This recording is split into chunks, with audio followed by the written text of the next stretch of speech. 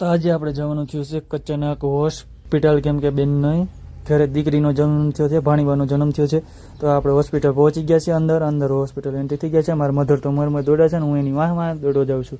અને પહોંચી ગયા છીએ અંદર. આ ભાણીવા તો એકલા લાગે. મેં કીધું અહીંયા તો કોઈ છે જ નહીં.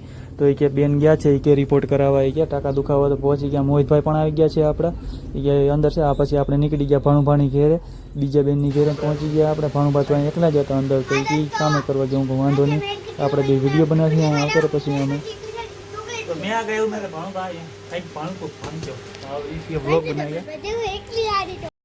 અમે નીકળી ગયા કેશોદથી મારા મધરને તેડીને અજાબ પહોંચી ગયા છે. અજાબ હું આવી ગયો દુકાને, મધર હોઈ ગયા છે એની ઘેરે. દુકાને કોણ બેઠું તો મારા ફાધર બેઠા હતા.